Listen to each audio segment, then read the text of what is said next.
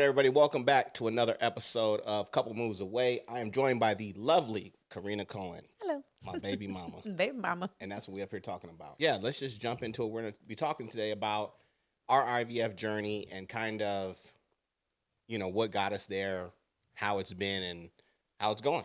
And the birth, what we're planning for our birth. Ooh. We're going to squeeze all this in. I don't know if we're planning or she planned it, and I just pretty much have to go along with it. So we've, again, been married for 2 years, together for 7 years. When we first were dating, we talked about, hey, do you see yourself married again? More him, because I was already like divorced for years.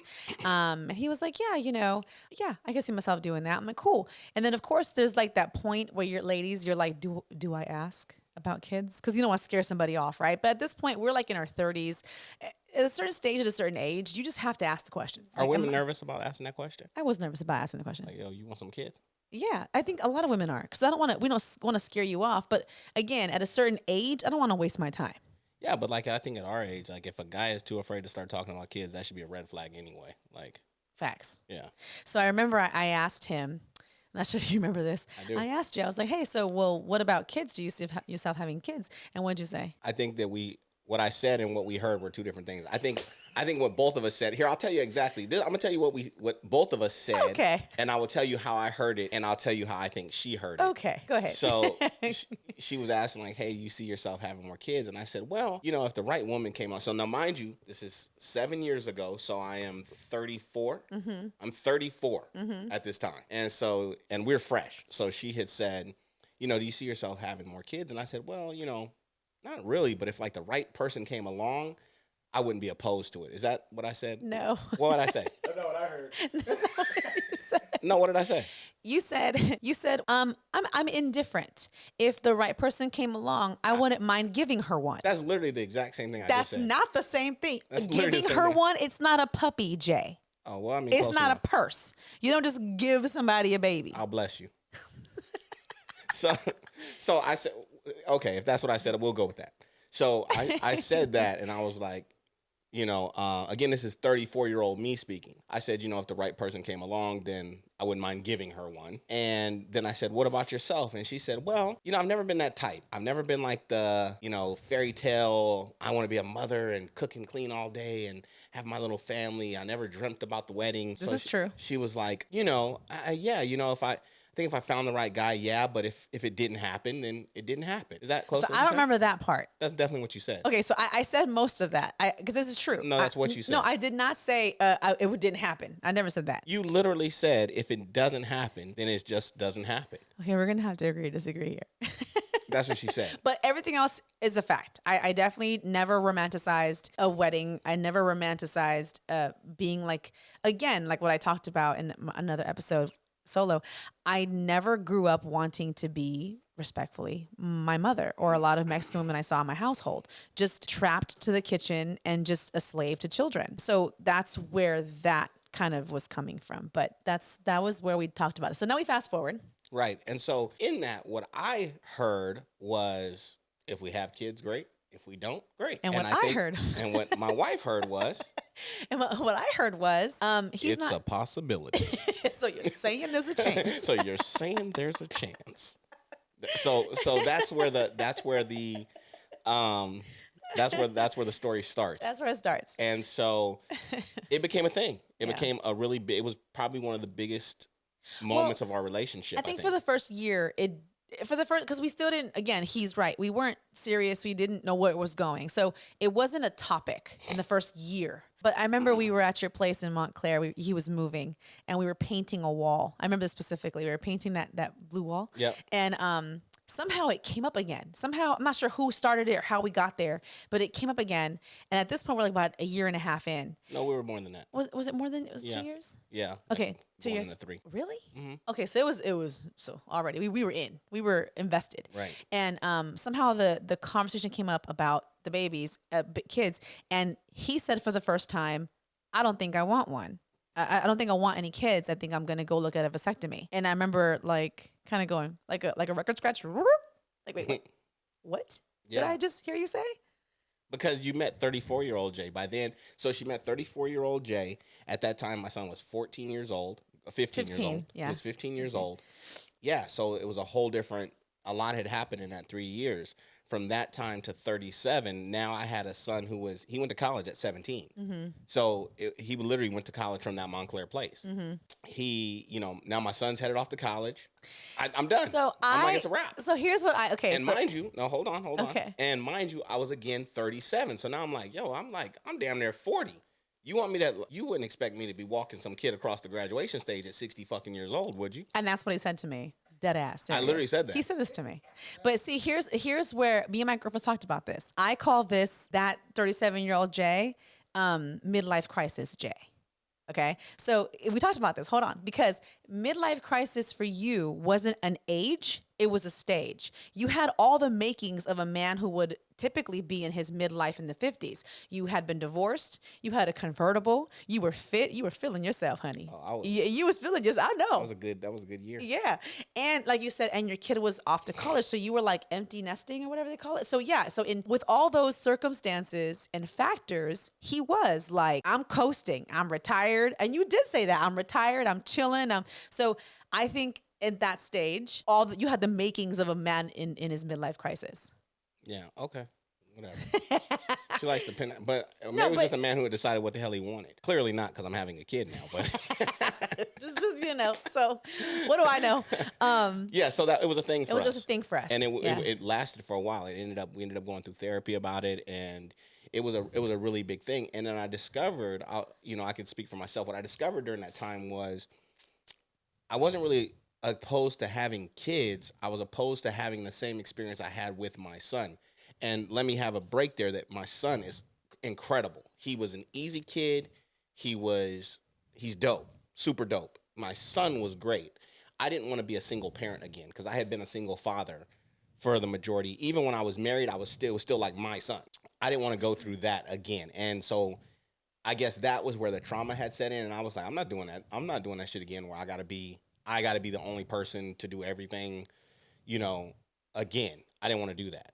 And so for me, I think I saw that. I think I recognized it. So when he went from like, I'm not sure I want anymore to vasectomy, I was like, yo, like what happened? Because it was from like, I'm not sure to like, I'm not doing this and I'm going to make sure I don't do this.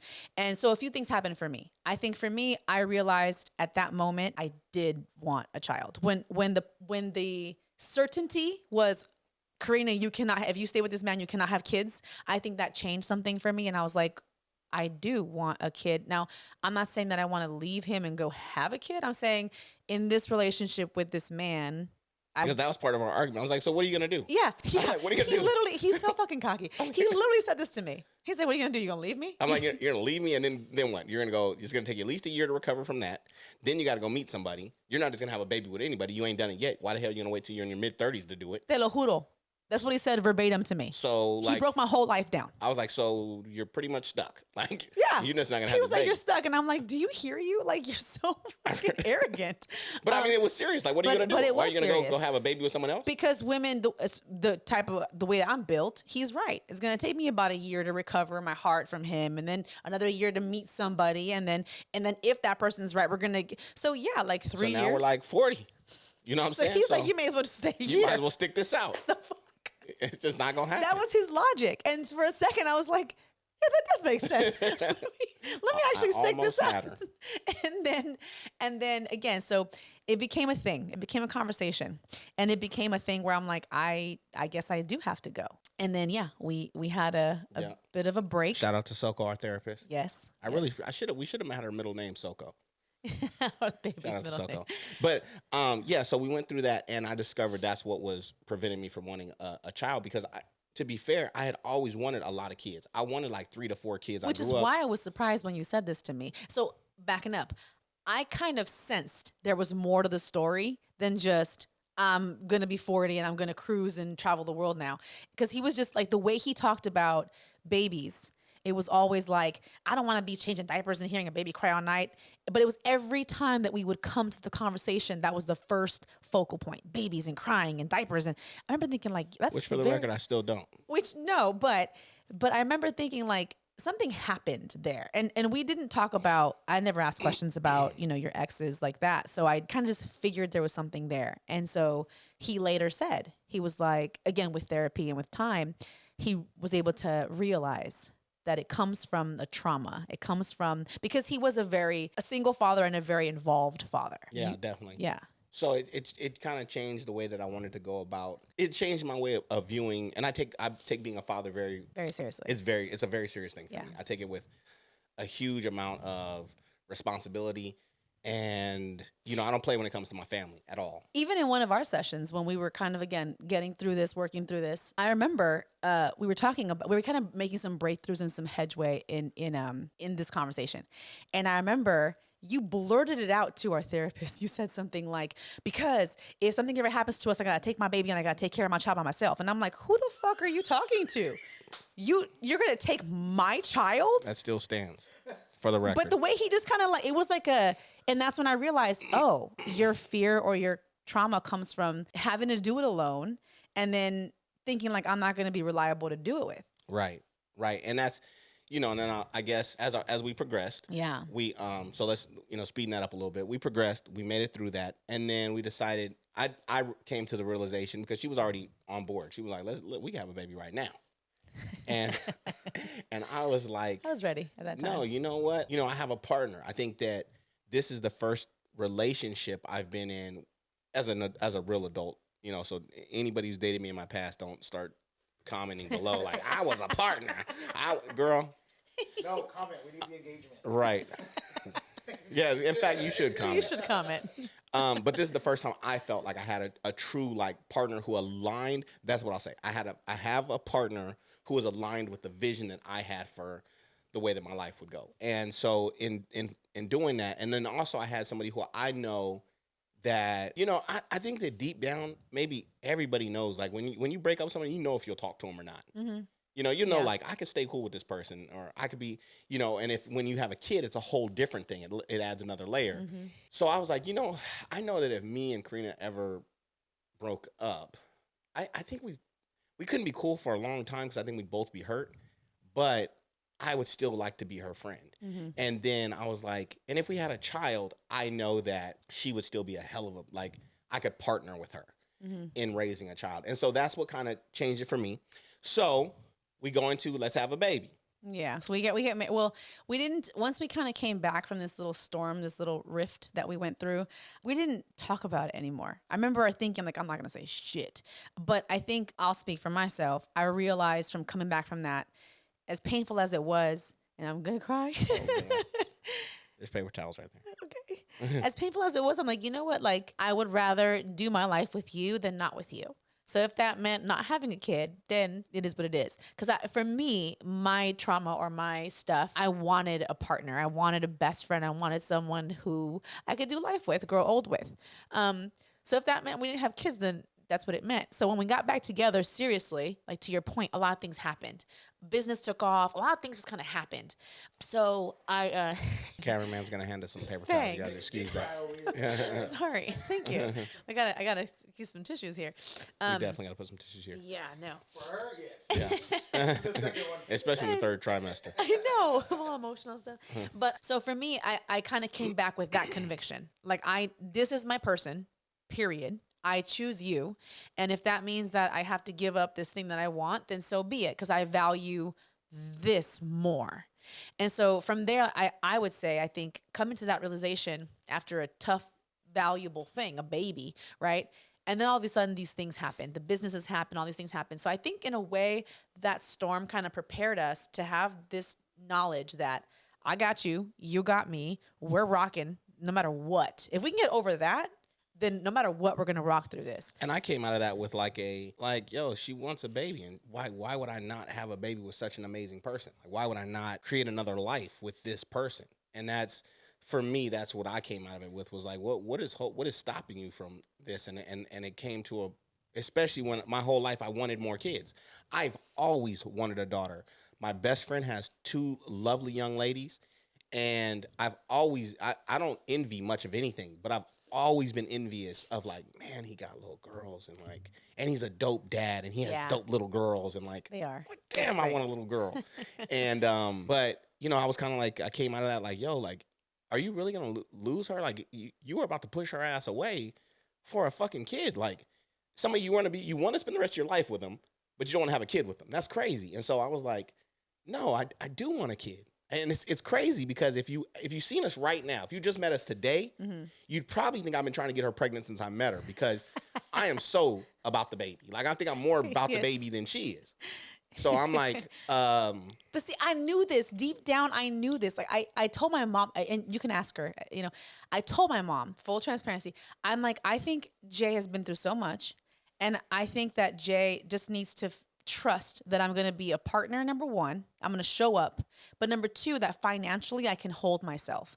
And I think that's something I'm not sure if you recognize, but I knew you needed to know that not only can I be a good parent and be a good partner, but I could bring some money in. Because I feel like you've always felt like that was, which is a man, the kind of man he is, you do shoulder that burden, right? But as I mentioned in one of my other videos, for me, I come from a upbringing where I'm like, no, even if we have an amazing relationship and an amazing life, I need to have something in case shit happens, you know? So I always told her, like, once he sees I'm bringing in X amount of money and, you know, sees we've established a good relationship, I feel like it's going to change and he's going to love it. And now look at you. yeah. And not only that, you know, I think we have to look at before anyone takes it the wrong way. As a man, you should financially feel responsible for your family.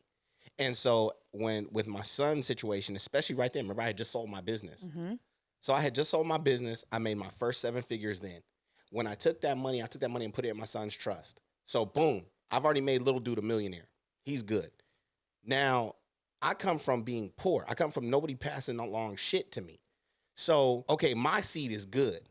I got to do this all over again. You know how hard that was to start from nothing, go through a divorce, go back to nothing, and then have to rebuild it and then get my bread right, take care of that. And I did it. And now I'm like, wait, you want me to do this again? And I'm like, whew. But the first time it was by yourself. Right. It was by myself. And so, and I didn't have half the knowledge. I could probably go broke today and be right back where I am now in probably 3 years, 2 to 3 years. I could be right back where I am now. But at the time when you're going through that, you don't realize that.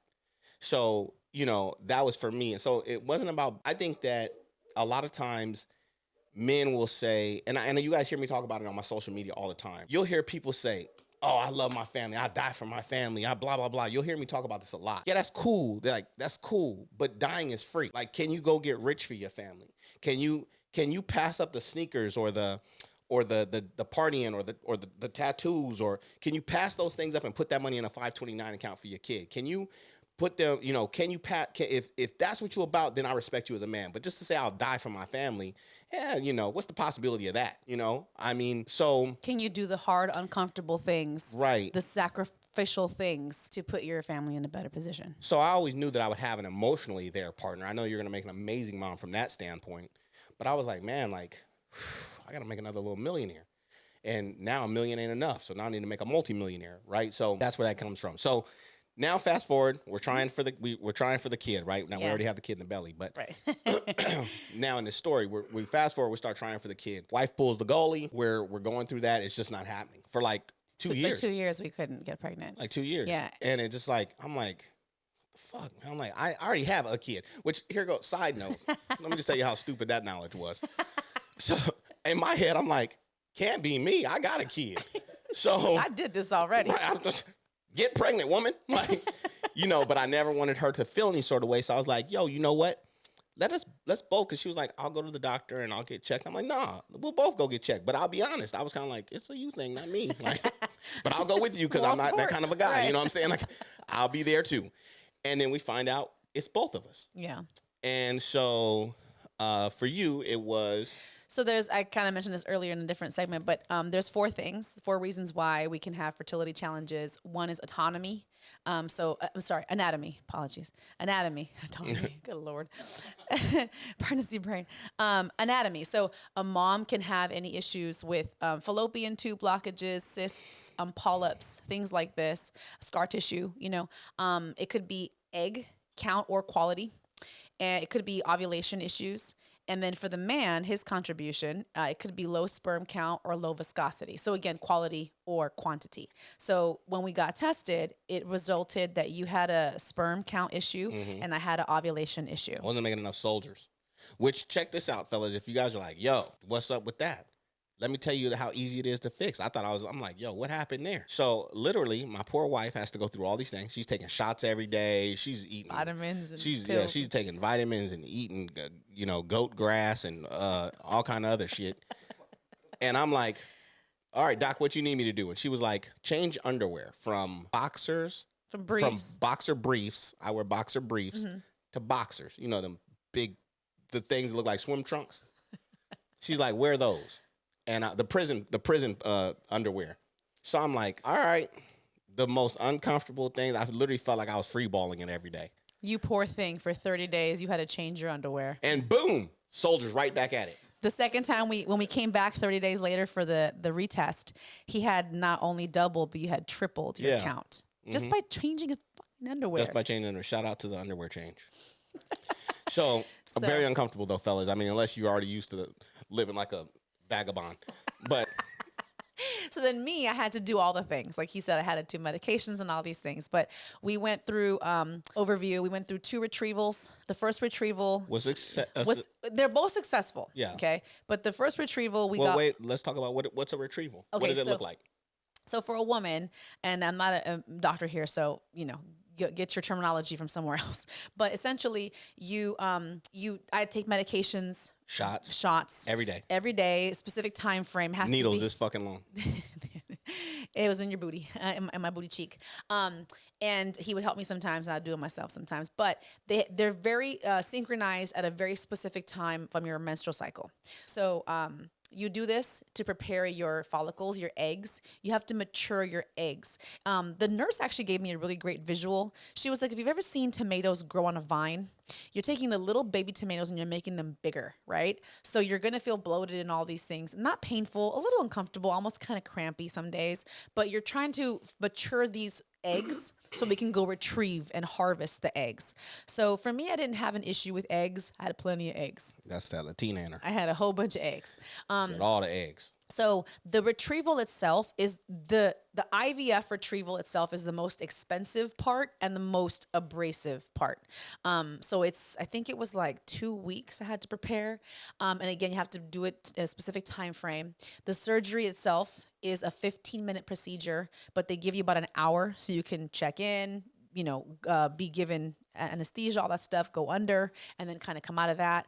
And during that surgery, they retrieve the eggs that are mature. So we did 1 retrieval. They took out 23 eggs the first time. And then from there, they take his sperm and they, like in a petri dish, I imagine, they join the 2 contributions. It's like a party. And then everybody's mingling, trying to get to know each other. Right. And then from there, 2 become 1. And they turn to blastocyst. So during day 3 to day 6, they're looking to see that these 2 DNAs are growing into a blastocyst. And then from there, if they're going to successfully turn into an embryo. So what we didn't know, I don't remember the doctor ever mentioning at this all. To us. It pissed me off. He almost got it. He almost got it. Because we had 23 eggs. I'm like, oh, we got a baby. It's for show. It was 23 eggs. And then the part they don't tell you is that it goes down. So when you significantly, I think she said like 40 to 50% it'll go down. So within 3 days, we get a phone call and they're like, hey, good news. She goes, good news. You've got 15 formed blastocysts. And I'm like, wait a minute. I'm like, 15? What you do with the other 8? Right. You lend them out or something? So she just said, no, this is normal. They weren't high quality. So we're moving with the 15 blastocysts. We'll give you a call in about 3 or 4 days to let you know which embryos are being formed. Cool. Wait 3 or 4 days. Then we get a phone call and she's like, good news. We have 7 embryos. And I'm like 7? What the fuck? What happened? So now I'm questioning, like, what are y'all doing with my DNA? Are you selling this shit on the black market? Like, what is happening with, So I started crying. Yeah. I remember I was so emotional. Doctor, you demanded the doctor call us back. Yeah, I was like, you get the doctor on the phone right now. So the doctor called us. What the hell you can deal with the other babies? So he's the one that finally at that point explained. He was like, no, that's normal. He goes, this is actually very high. This is actually a very high count. This is normal. They don't always make it into the blastocyst form. And then from blastocyst, we have to identify the healthy, viable embryo. So for you to have 7 out of 23 is a really good outcome. And I'm like, okay. Right. So then from there, we have to wait 2 to 3 weeks. And they test the embryo to see if it's genetically healthy and what kind of gender it is. So we got back 2 weeks later and they say, hey, you have 6 boys and 1 question mark. Kind of gender is a question mark. Yeah, I was like, what? So then we were given We the don't option. subscribe to that like weirdo stuff. You know, I don't know. So you're born a girl, you're born a boy. That's a whole different That's conversation. a whole different. Please don't comment on that. Please don't. Please don't comment on that. We'll address that. We're from California. We're very liberal. We're very liberal. So we be whatever you want to be. Yes, just but not it's at 3. getting a little, let kids be kids. So, so from there, they tell us, hey, if you want to retest this question mark, we have to thaw it out because these are frozen to keep the quality and keep the life of it.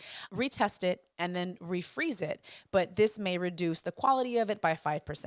So we decided let's go ahead and do it because we were hoping for a girl. So we do it and it comes back a girl. A girl. But unhealthy. Her chromosomes weren't fully developed, so She was missing some. She was missing. So She'd have been crazy like her mama. Would that have been a bad thing? I don't think so. so we move forward. Now we're faced So now with, we decide, do we do it? do we just have a boy, or do we? You were like, well, what do we do? Do we just have a boy? Or We do you were wanna do both it hoping again? for a girl, but again, like it was an expense. And It's like $25,000 to $50,000 per time. Now, for those of you guys who are looking into it or watching this because you're looking into it or thinking about it, a lot of times your insurance can cover it. Ours did not, so we were having to pay out of pocket. now I've seen the range I've seen more fair is like 10 to 20. Just fair. And again, we were She went to Dr. 90210. we were going to a doctor in She went to Beverly the Hills. baby god. So, but I've seen 10 to 20 is a healthy range for you to find a good IVF doctor. So it's still a cost, but we went to a different doctor. So from there, we're like, do we do this again?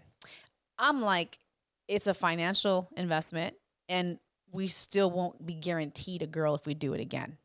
So that was something to really consider. And then I was like, well, we can transfer a boy, but your response actually surprised me. Which was, I don't want a boy. I don't want no boy. And I was like, I already got one. Shout out to Jay. He's perfect. he's great. But I'm like, but it's for me, right? In my culture, a lot of men are like, I want boys, my boys, my boys. So to hear a man say, I don't want a boy, who's had a great young man, I'm like, I was very baffled. I was like, what do you mean? And your explanation, I've never thought of before, was really valid. Yeah, I said it changes who you have to be as a man. When you have a boy, you don't get to be soft. Like my son never got to see that side of me. He still doesn't see that side of me. Not because I don't love him. If you ask him right now, he knows I love him very much. I tell him I love him all the Every time. day. We hug all the time. We're very affectionate. However, I'm raising a man, and in this world where I'm old school, so don't beat me up on this one, but I don't believe in raising no punks. So I believe a man has to lead his family. I believe that you have to raise strong men. And I believe that you can't be soft on no man because the world ain't going to be soft on you. So with my son, I used to have my foot up his ass physically, literally, his whole life. His ass was, I pedaled to the metal on his ass. I was always on him about school, about saving, about being responsible, about, and he's not perfect. He's not perfect by any sense of the word, but anybody who knows that relationship knows I've always been very hard on my son. And it paid off because I look at the man that I've made now, and he's a man I can be very proud of. Someday, he will find a family, and the woman who gets him will never be able to say, your daddy didn't make you shit. She'll never be able to say that because he knows how to treat a lady. He knows how to open up doors. He knows how to buy flowers. He has a good heart. He's a good human. He's a good human being. But what it took for me to do that was for me being hard. I won't say cold, but hard. And I didn't want to do that. I didn't want to do it again. I wanted to be the nice guy because even when my son played sports, when you're the coach of the team, it's very much like raising a man. When you're the coach of the team, my son could literally have had 4 touchdowns, 250 yards, and drop 1 pass. And guess what? Because I'm the coach, I have to cuss him out. Like up one wall and down the other because I don't want anyone to think that I'm playing favorites. And that's the way I had to be with him his whole life. And then I would sit there and I'd get a little jealous because little Timmy's dad, who was up in the stands, who didn't have to coach, his son sucked and would have one carry for 1 yard and no touchdowns. And he'd come down like, you did such a good job. And I used to envy that. Like, I want to tell my son good job, which I would tell him, but after I criticized him. And so I wanted an opportunity to just be a fan of my child, just clap. And I know that with a little girl, I could just be her hero. She could fail, and guess what? I'm not going to be there to cuss her out. I'm going to be there to now, don't get me wrong. I ain't raised no punk little girl either, right? But I will be like, yo, it's okay, baby. It's all right. You good. But he literally told me, I'm done being the bad cop. You be the bad cop. You go, your mama guy. And that's kind of my role. And it's interesting because, I mean, I see this now a lot, especially in the Latino culture. Moms baby boys and girls baby men baby girls. It happens in Black culture too. But that's the way it should. But in my culture, it's extreme, Jay. These men are still grown and the mamas are still over there like fucking booby feeding these boys.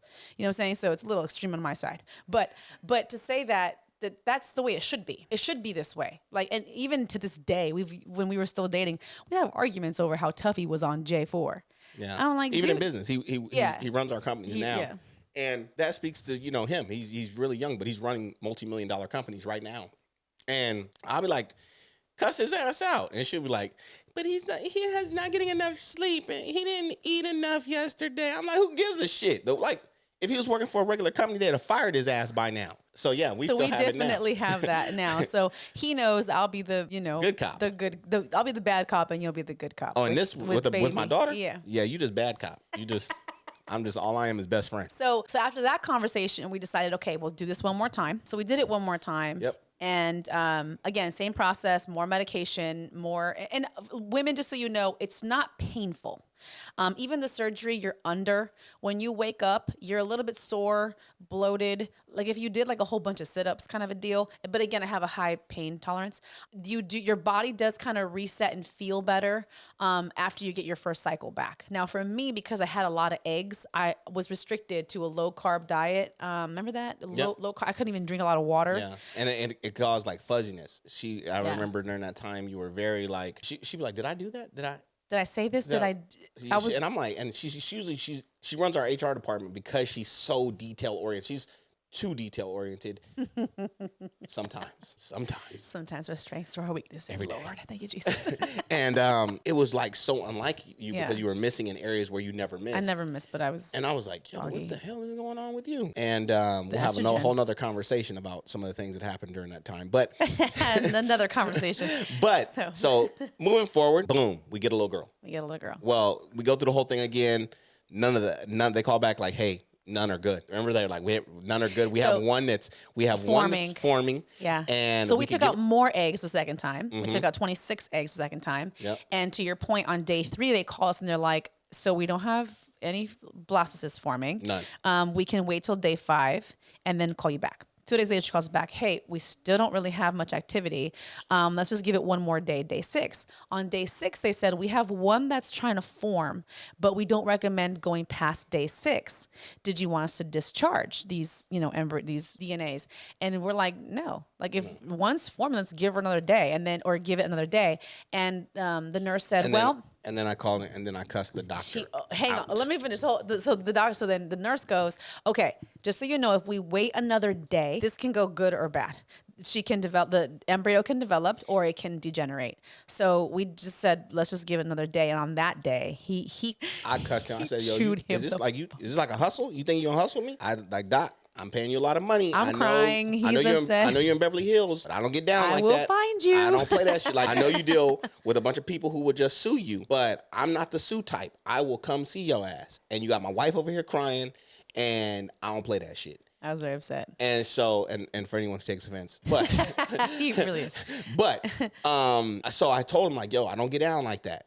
And he was like, look, hey man, like I think we're jumping the gun a little bit. And we had shout out to our doctor. He was actually the best doctor. Dr. Huang is really... Dr. Huang is amazing. He has an interesting way of disarming you. It's really, He was like, hey, bud, listen. He's like, hey, listen, hold on. It's totally cool. He's like, it was successful. He's like, first one was successful. He's like, you had 6 boys.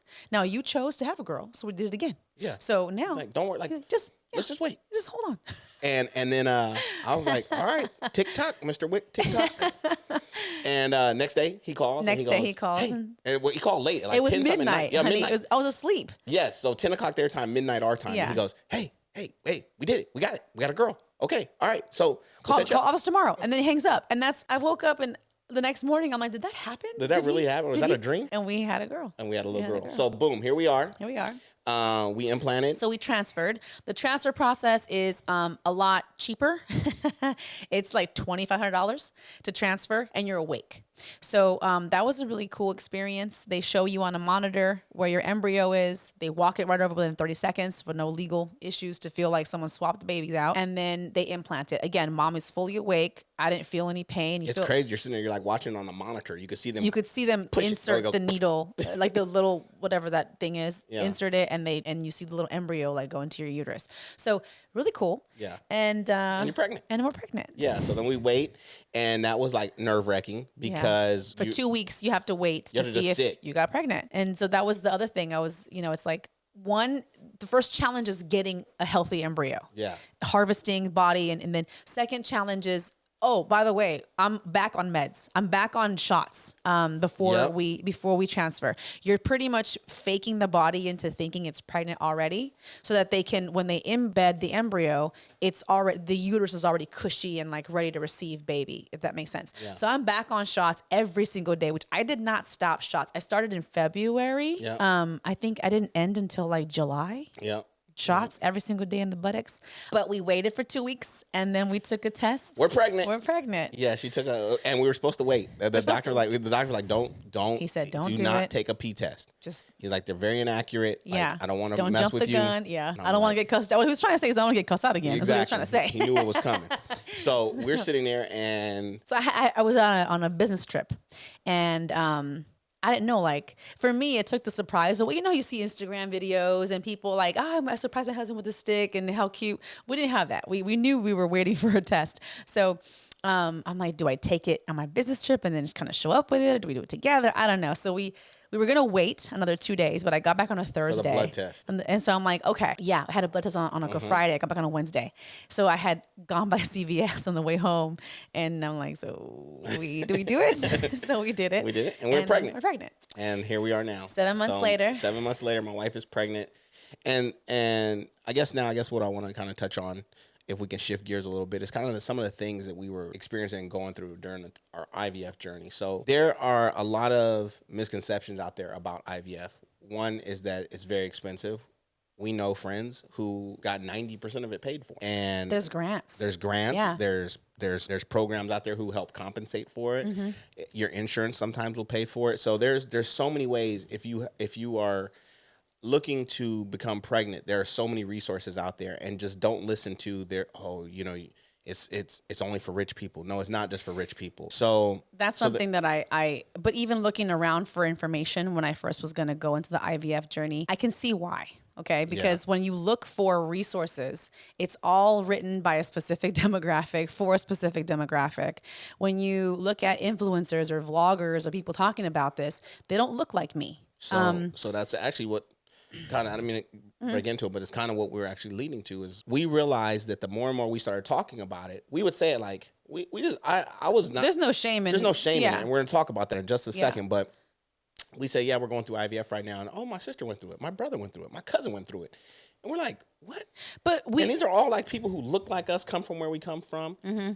But back to your point, is like a lot of our Caucasian friends, though, it is we're talking about my mom. My mom did it like 20 years ago, 30 years ago. It's like, for them, it's very normal. Right. For us, it's very new. Yeah. And so to your point, now it's like a lot of Black, Latino, just are going through it. And they're not speaking. And I want to say this, though. Not everyone has to speak on it. It is a private journey. It is an emotional journey. So we're not saying that as a, man, where were y'all when we needed you? No. Yeah. But in saying that, when I spoke about it on social media, when we talk about it in certain circles, amongst personal spaces, they'll go, oh, yeah, me too. Yeah. And if you are comfortable about it, then you should speak about it. That's what I'm saying. If you are comfortable speaking about it, then you should, because people should know. And people like us should know. Need to know. And then you start facing the ignorance factor. Yeah. So shout out to my wonderful father. who's an amazing man. Would never say anything bad about him. However, he comes from an old school mindset. And so I remember I was telling my father, I said, yeah, he goes, how's the baby making thing coming, son? And I said, well, Dad, it's coming. It just ain't happening or whatever. I said, but it's cool. We're going to go through the IVF thing. And he was like, oh, son, you don't need any of that. Like, you could do it. Just put your back into it. And I was like, it's not quite the way it works. And, there are so many ways out there. Now, I could have took that away, but my father's a huge fan of me. Like, he's a huge advocate of my marriage. He loves my wife. So I know that he didn't mean anything by it. They mean well. Like a lot of our older generation friends, family, they mean well. So they don't know necessarily. Sometimes it's better for a woman or a relationship to keep it quiet because you don't want any uneducated or ignorant statements coming your way during a sensitive time already. They mean well. Yeah. But in that moment, it still is like, don't want that stress and pressure. Yeah. Did you? Yeah. So God bless his heart. That's what he says. And, we have the conversation with him about IVF, and I could literally see in his face he had no clue. And my mom, my mom, on the other hand, had asked me a question, kind of upset me, but she was like, I mean, maybe, Mika, like, are you sure you want a baby? Maybe this is your body, like, telling you, that you don't want a baby. And I was shocked. My mom is also a very big advocate of me, very happy for my marriage. Like, so she meant well, but she's coming from I guess she was trying to soothe me or give me peace. She's like, maybe this is like your answer, God telling you that you couldn't or shouldn't have a kid. Right. And again, it's not, if I didn't have the relationship I have with her, and if I didn't know her intention, that would have been upsetting. That would have been a fracture. We just met a lady the other day. Remember, we were talking to the lady, and she was like, yeah, I'm trying, and if God blesses me with a kid, and it's like, God blessed you as scientists too, right? Yeah. And so God also said medicine you can use medicine and people to accomplish whatever you need to accomplish. So it's interesting because that was a Latina who said it to us, and we found out, our culture, it's a cultural thing where it's kind of like, I think it's more, you could correct me, but I think it's more in the Latin culture. Like, if you can't have kids, something's like, you're just fucking worthless. wrong with you. Like, you're just like, maybe you're deformed. Because especially like our history, that's all we were kind of good for at one point. We were married off at 14, 15, and we were made to breed. Again, back in that day, I'm a first generation, so I have a very closer, relationship to that lifestyle. Back to that day, you would make babies as farmhands. You would make babies to survive the family and do things. So if you couldn't have children, it's like, you're useless. Yeah. We didn't have a voice, we didn't have value. So literally that was it, and I think we're obviously moving away from that now, but there is still a little bit of that kind of underlying in our culture. Yeah, it's still right. Yeah. Like, to your point, it's like, and in fact, women get blamed for that, I think, a lot in your culture. Like, you won't give me a boy. Yes. Yes. You determine the sex, right? I've heard that before. Like, yeah, I've heard a lot of women say, well, you're not giving your husband a son. There's that. Or I've heard another person who was having challenges having a baby being told, you're not giving my son a child. Yeah. It's not a choice. It's just, Yeah. So with IVF, to anyone watching, if you're thinking about it, do what's best for you. It's going to keep your peace. It is possible. It is affordable. It's attainable. There are, again, like we said, grants and programs out there. I don't know of any specifically. If by the time we post this, we can find some, we'll link it. But if you know some, please comment below with some. Yeah, drop some information, because I think that the more vocal we've become, we're getting a lot of feedback of like, I need more information. I like seeing that people that look like me, represent me, have been able to kind of go through this and can speak on it, so. Yeah, and there's just, it is a life, however it is formed, is a beautiful thing, and especially amongst two people who love each other and want children together. And if that's not an option, there's adoption, and there's things out there that are, there are alternatives. But that's our journey with IVF, and you deal with like some of the stressors and things that come along with it. And I'll be honest, this entire pregnancy for me has always been stressful. I think about my son. Really? Because I was young with my son. So you just think like, she's pregnant, she's gonna have a baby. But with this one, it's IVF, and I think from her just being that only egg, yeah, I'm always like, that. You okay? Yeah. All right, the baby okay? That. Yep. I will say. Like, I'm like, and it's not to take away, because every woman in the first trimester is very sensitive. Anything can happen in the first trimester. A lot of women won't say that they're pregnant until after, second, third. But to your point, not to take away from that, but when you've kind of had a fight for stage to get here, and then to your point, we don't have like any other female backup embryos. Like it's a lot more money invested. It's a lot more emotions, a lot more writing on it, if that makes sense.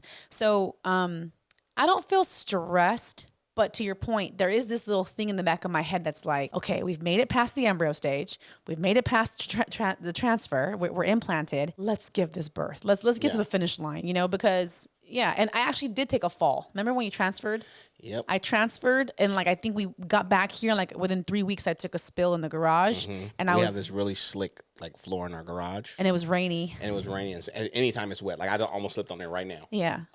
It's really not safe. And I freaked out. I was like, okay. And I was like, I'm like, you know how much money I gotta pay for this baby? I didn't say that to her, but in my head I'm thinking that though. It was. Do you know how expensive this has been? Yeah. I wanted to wrap her in bubble wrap and then just set her in the bed and not allow her to move. And my wife is very active, so she's like, I'm going to the gym. I'm gonna go. I'm like, hey, don't do nothing. Just be pregnant. And be pregnant. And so this one has been not stressful because I think you've been doing a phenomenal job of growing our little human. And but there is this extra layer of precaution. Definitely. Yeah. So and I guess now, just because kind of going back to what you said when we first started, this was being told you couldn't have something. You're like, that's when you knew you wanted a baby. Well, then being told we couldn't have kids naturally, I'm like, now I'm just like, no, I want a baby. This baby will be here. Reverse psychology. So ladies, if your or fellas, if your partner is saying they don't want to have kids, just tell them, hey, I'm not going to give you any kids, and see if that works. See if that works. Reverse it on his ass, But so in wrapping the episode up, that was our journey within IVF, and then we'll talk more about child raising and some of our whole different conversation. We'll also discuss our childbirth. That's a whole nother conversation. Yeah, we have a whole different conversation for the education, the information. We're doing a natural birth. My wife, my wife is doing a natural birth. I'm doing a natural birth, unplanned. I'm sorry, I'm medicated. I'm standing by with a doc.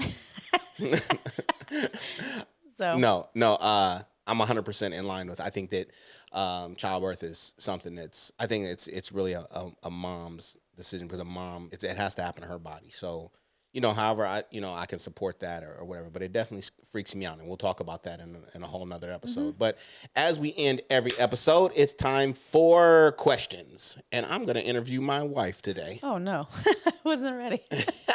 These are always totally I don't even know the questions. I didn't think about these questions. I'm just going to go off the whim.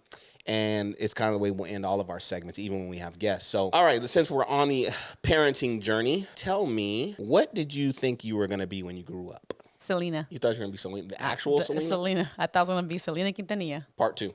I was going to be her reincarnated. I was going to be her when I grew up. Nice. And people who don't know, my wife actually can sing. Yes. Want to sing or something? No. It's okay. Okay. What is the happiest memory you have as a child? Christmas.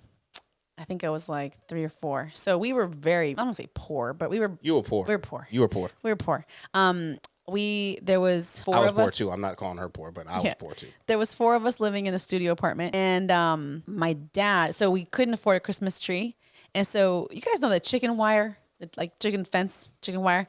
My dad was always very creative. So one thing about us is that we were poor, but we never knew we were poor until grade school, and people start teasing you for the clothes and the shoes. It was fun. So Christmas, we couldn't afford a Christmas tree. I didn't know, obviously, at that age. But my dad came home one day with this big old piece of chicken wire. And we're like, what are you going to do with that? We don't have any chicken here. It's a studio. So he then shapes it into a cone. And then he, after he set that up, he gave me and my sister and my brother cellophane, red cellophane, different colors cellophane, mainly a lot of green cellophane, and then had us cut out squares. And we're doing this task and thinking oh, it's a fun game. When we were done with that, we realized he's we're going to decorate the tree. And we're looking around we got a tree? What tree? I don't see a tree. So then he said, this is a tree, and it was the chicken wire in it into a cone he had put upside down. So I remember he put me inside of it, and the kids outside of it. That was the first. They were caging their people long before others were. We were caged very young. So fucked up. So what we were doing is we were using we started with the green. He's like, we're going to fill every single square, like, a square with the green cellophane. So that was the tree. That was the little like branches. And then we would start putting the reds and the yellows As and ornaments. different ornaments. And then after he took me out, he then went underneath and put like lights underneath. So Nice. it was a good memory. I think that's really a dope story because I love hearing that story all the time because not a time where it's like, I remember when I really wanted a Sega Genesis and I finally got it. Or I think it speaks to like to parents out there. It's always about the time you spend. time. It's never about the money. Kids will forget all about all that We stuff. don't know any better. We don't know what's valuable, what's not valuable. We only know what you tell us is valuable. But all of my memories are usually with us doing stuff or an activity or experiencing something together. Okay, so you're having a daughter and you're not dying, but you have to leave. And you only get to give your daughter, you only get to give her 3 qualities. What would those 3 qualities be? They will stay with her for the rest of her life, but that's all you can give her. And you can't explain why, but you just got to give her 3 qualities. Go. Empathy, curiosity, gut instinct. Okay. What is your biggest fear about having a child? I don't have any fears. What is your biggest fear about raising a child? None. Because I'm realistic. I'm going to fuck up. Like, I know I'm going to fuck up, but I'm not going to fuck up that bad. You know what I'm saying? Like, I think where we are in our lives, the fact that we have access to therapy and we have access to just different things, I think that whenever I'm confronted with an issue, one, I can rely on you to balance me out, make sure, hold a mirror to me like, Karina, you're tripping. I'm like, okay, my bad, But also, if I'm confronted with a challenge, I know where to go. And I think seeing my parents parent, they did the best they could with what they had, but that was it with what they had. I think they were limited with what they had access to. So, everyone makes mistakes. We're going to somehow traumatize our kid in some way or another, but I don't think it'll be as bad as I was traumatized. So, Good answer. All right, last question and we'll wrap this episode up. But, so you had to go through all the shots. Was that probably about 6 months of shots? 6 months of shots, pretty much, yeah. You've gone through 7 months. You got to go through 10 months of pregnancy. Okay. All the hormone changes, everything like that. Mm-hmm. How will that feel when you get to see your baby girl and you've done all of that and you realize she looks just like her father and loves me more? All right, that's enough for today, people. Make sure you guys join us next week on couple moves. Yeah, gotcha. Couple moves away, where we will be discussing another topic. And make sure that you guys comment below of anything that you guys would like to hear from us. Make sure you like, subscribe, follow, tell your friends about it. And shout out to you guys for, continuing to rock with us. We really appreciate you. Thank you to my beautiful baby mama. Thank you, honey. And for rocking this journey with me. You have anything else you want to say to the people? No, we'll see you guys next time. We appreciate you tuning in. Take care, and we'll see you guys next week on Couple Moves Away. You're just a couple moves away. You remember that.